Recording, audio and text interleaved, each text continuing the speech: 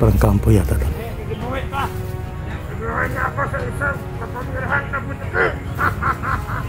Kapangyarihan ng butiki.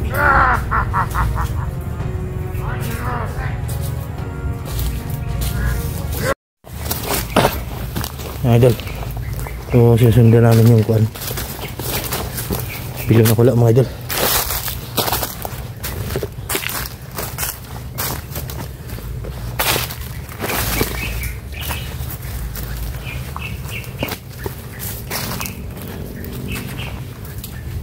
Ito na hindi. Ito.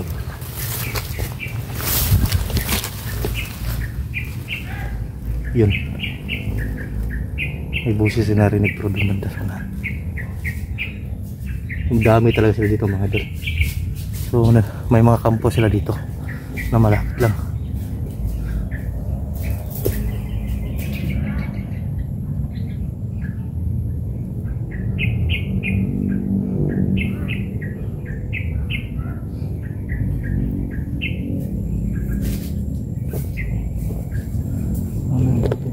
So parang may nagsisigawan dyan sa unahan.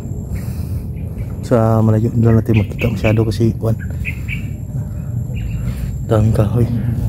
Parang pero randam ko na sa malapitan sila.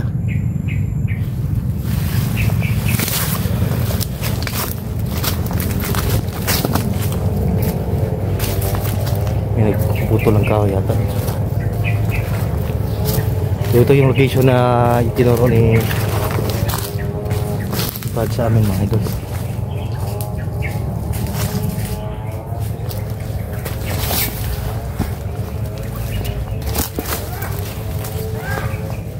Kapalag malito sila.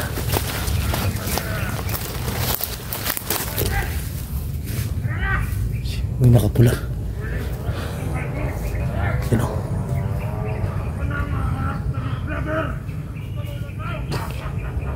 Pinsa ka na nakapula mga idol.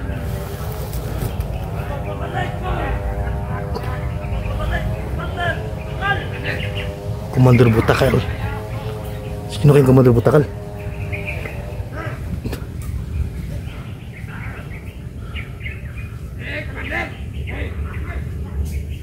Tuh. Sino Komandor ano? Komandor Butakal yan. Kuminsado nga. Dagan sila tidak.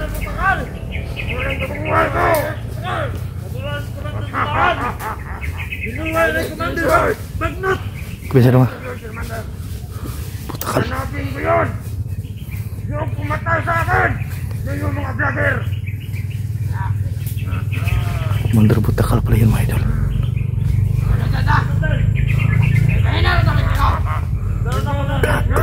Ngayon ko pala nakita yung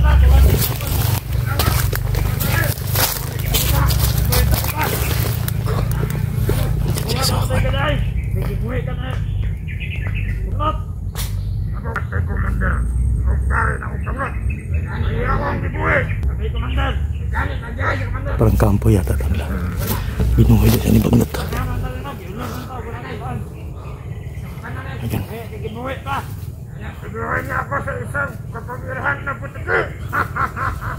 Kapangyarihan ng butiki.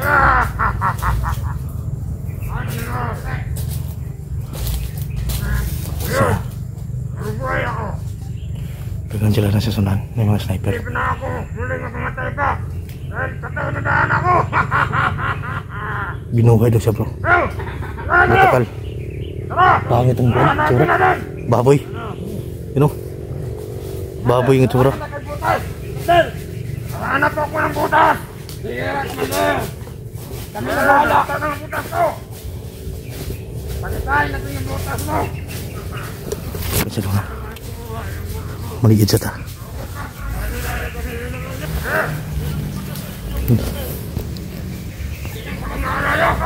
Bro. Yung mga vlogger na kilimat. Nagkakain na. Sinigan. At na nag-reward. Reward yung radyo na ko ng aking na. Reward na kasamahan natin dati. Nagtagilan ko. Dahil sa mga vlogger.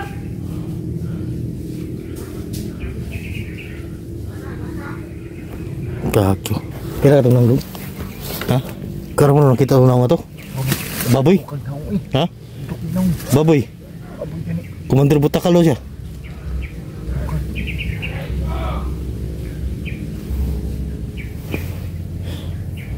Ito kumpiyansa bay. Ito kumpiyansa dong.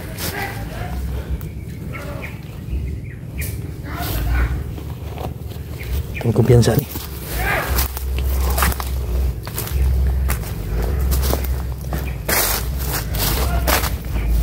May damit ako dyan.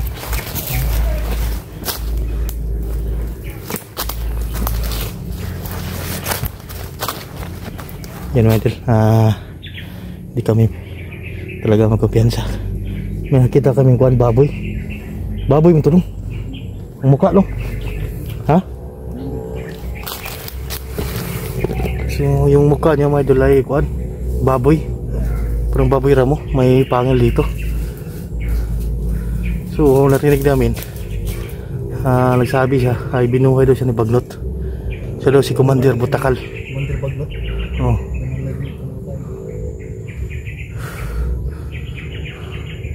Iba talaga yung mga kuan lang idol, mga agimat at orasyon kill. Bumabuhay lang sila ng mga patay na mga commander. So delikado tayo ngayon. Kapag di magbuhay yung agimat na ano talaga nila, nagbuhayan sila.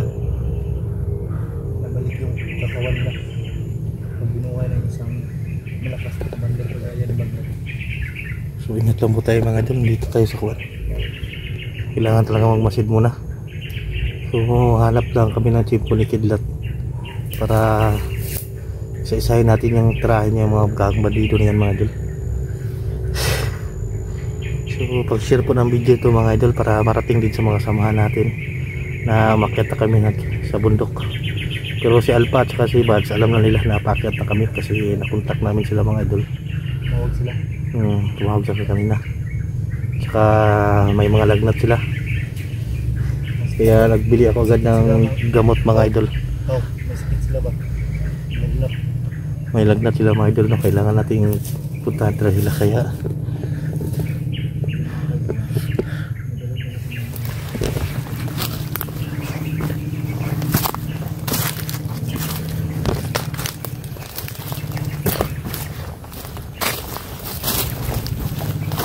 yung mga daanan na dito bakit sa unahan.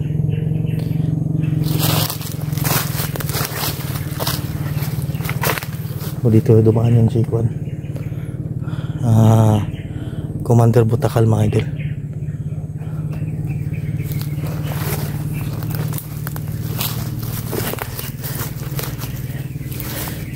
Sungit lang po tayo. So may mga sapa dito. May sapa. Parin tayo.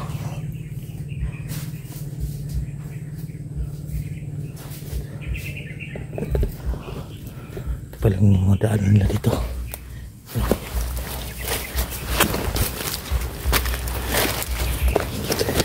Sundan na natin muna sila. Magmasid tayo.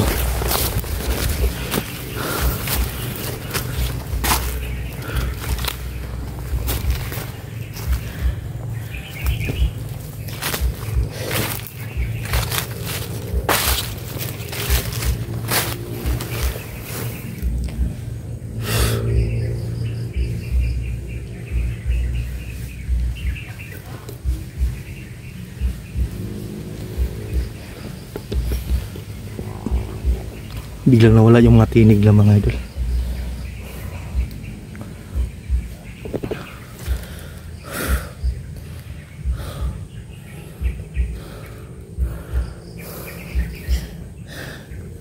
Buti na nga hindi kami naradar kanina ni yung baboy na yan. Gumamit kami ng kuwan mga idol na tagulilong. Bago kami umakyat ito mga idol ay nagpa-blessing muna kami kay tatay ko. Nagpakuan kami ng mga kargada namin. Nagpapalakas kami ng mga orasyon bago kami sasabak dito.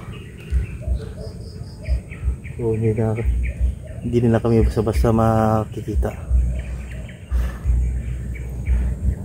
Pero ingat rin tayo kasi madami sila. So inuulit ko, share nyo po yung video na to mga idol, kalat nyo po mga idol para makita na kasamahan namin. Nandito lang kami sa bundok, hindi pala kakaalam na makasamahan namin. So yun si Kidlat, pero tuloy pa rin yung kuha namin mga idol, kahit anong kuha.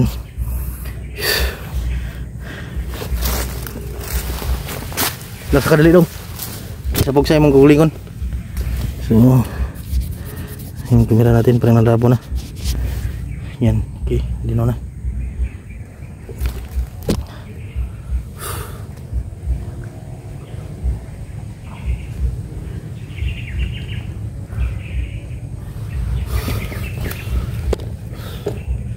So nasilat mga idol. So namatyag muna kami, hindi kami atake bigla.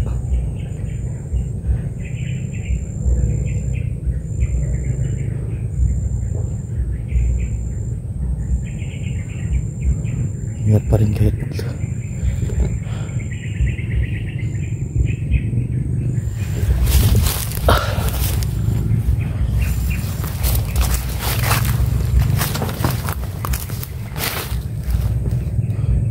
parang may daanan dito dong.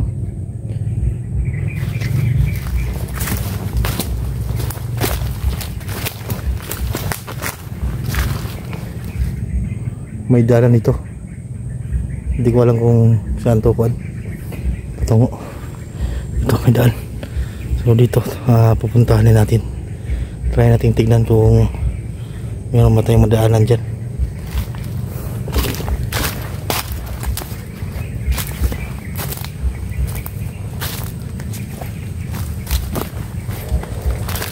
Nagpuputo lang kami.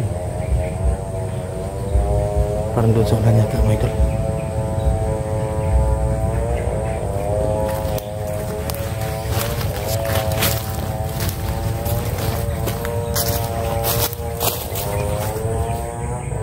Pwede ito, maling sapa to.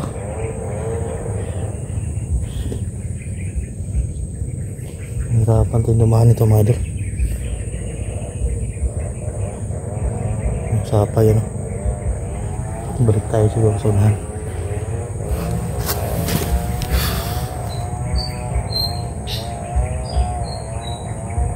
May nagsisinso, hindi natin alam kung saan banda.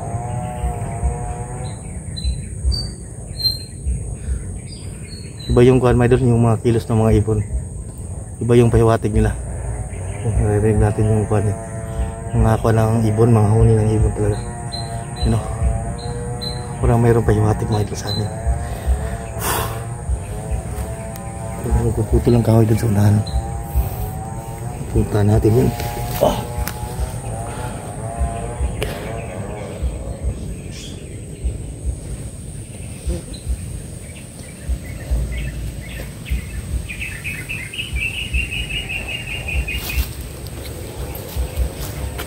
Malalim pala sa sapa na to.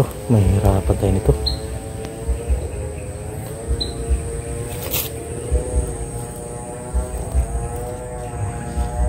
So puntahan natin yung sundan natin yung agos na yung bilog na ibon. Ano, diba namang huni yung mga ibon?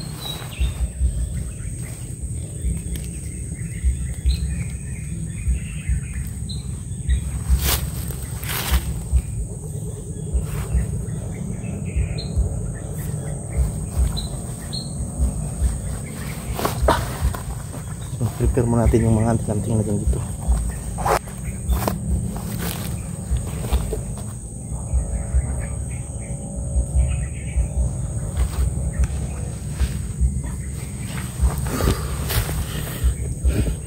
So bago kami umakyat dito sa bundok mga idol, ay mayroong binigay si tatay ko sa akin na agimat.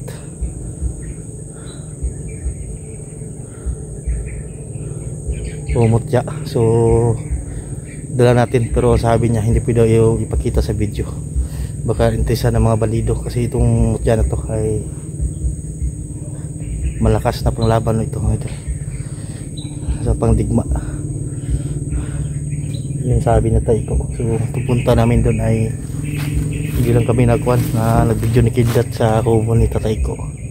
binawalan muna kami niya magpag-video kasi nag-ritual pa siya, nag-ritual pa mga idol kasi bawal daw makita yung kanya ginagawa doon. So hindi lang kami napag-video ni Kidlat mga idol. So nandun si Kidlat,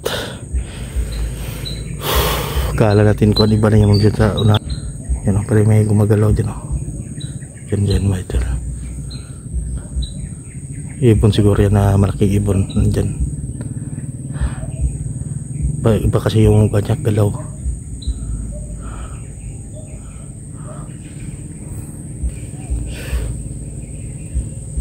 So si Kidlat nandun mga idol. Ayan sa unahan.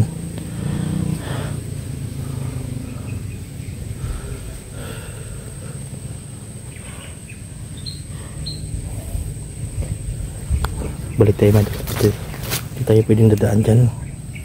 Mapapasma tayo. Dito tayo dadaan. May daanan kung makita dyan una. Yung daanan siguro na pwede namin kwartahakin ni Kidlat.